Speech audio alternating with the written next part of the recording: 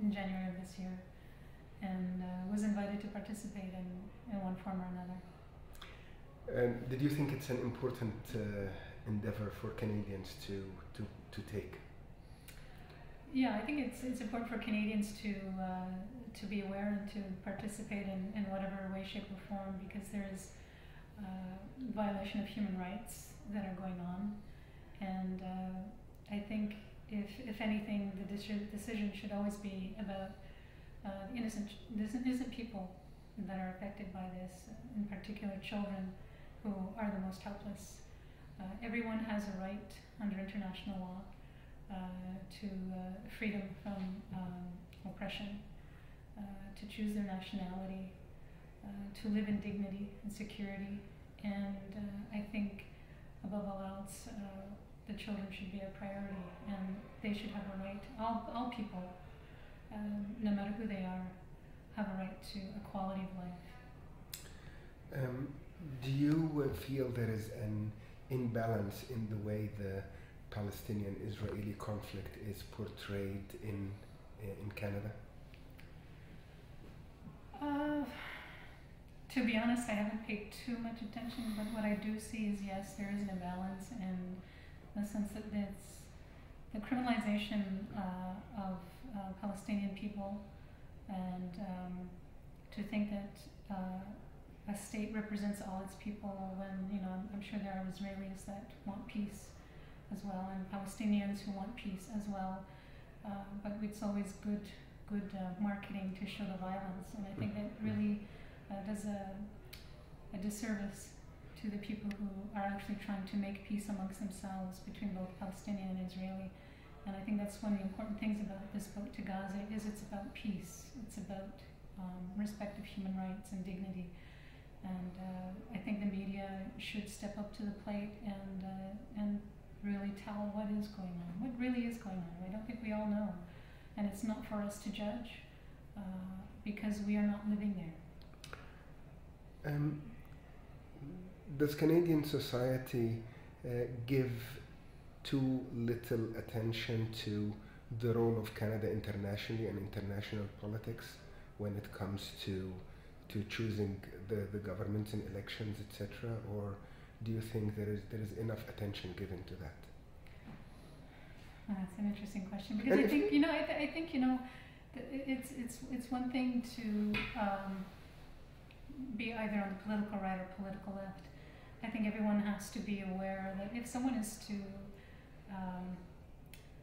make arbitrary decisions about what the rule of law is or what justice is to someone that you disagree with, then one day it could happen to you. And I don't think people are aware enough of what their government is doing internationally. They did it to Indigenous people during the UN Declaration on the Rights of Indigenous People. They undermined it. They have lost, the reputation in Canada because of the underhandedness that bureaucrats within the government of Canada and politicians dictated. So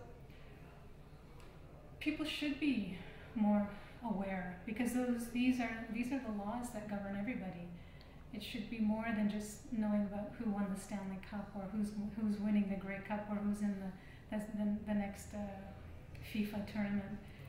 They should equally pay much attention to human rights and what democracy is, and those who undermine democracy as this conservative government does.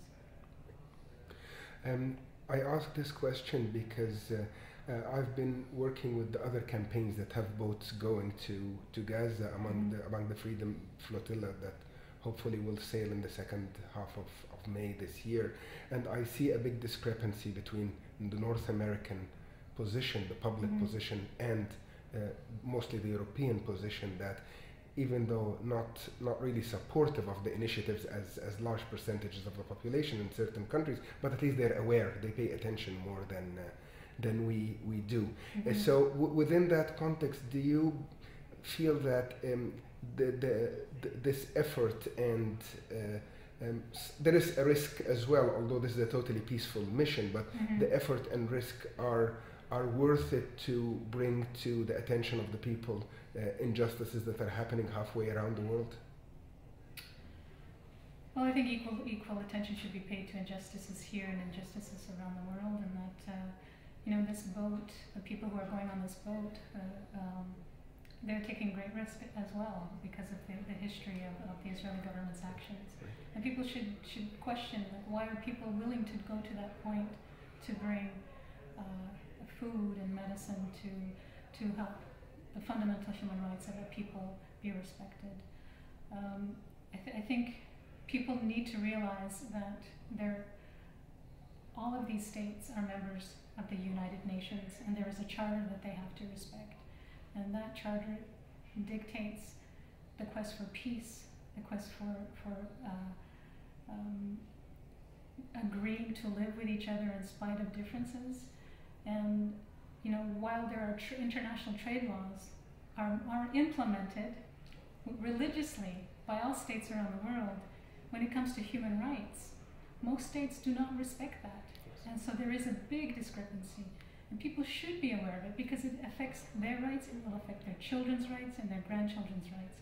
So people need to make themselves more aware of it, inform themselves properly, and then make a decision, and not make a decision based on what the media tells them or what the government tells them is the right thing. Would you like to add anything else regarding the boat in particular, or a general comment about the... Well, I think it's a noble cause to have a boat go to, and it sends a strong message, I think, to those who would oppress, whether they are politicians who do not properly represent their people, or whether it's to any tyrant or anywhere in the world, that there are people who will stand up for justice, there are people who will stand up for human rights at great cost to themselves. And in this day and age, when we are supposed to be most technologically advanced, I think communication is the most poorest level it's been at, ever. And I think that's a really big signifier that there's much work to do at the ground level, at teaching young children, and making sure that elected officials respect not just international law, but all laws regarding human rights, dignity, and justice. Maybe last, I would say, do you see a parallel between the struggle of the native North Americans and the Palestinian people? The realities might be slightly different in the extremes, but the essence is there in that someone made a decision that this land would not belong to us without consulting us. They made laws without consulting us, and it doesn't matter how much money they throw at us. It does not change the fact that we are still standing up for our land. That in some sense we are homeless in our homeland, and I think that there should be, for us, for Indigenous people, after 500 years of contact, there's no excuse that we are still struggling to retain our culture. We're still fighting against assimilation. And with the Palestinian people, I'm sure they want as much peace and harmony in their lands as we do. And I'm sure that, like us, they want to have peace with their neighbors, and in this particular case with the Israeli people.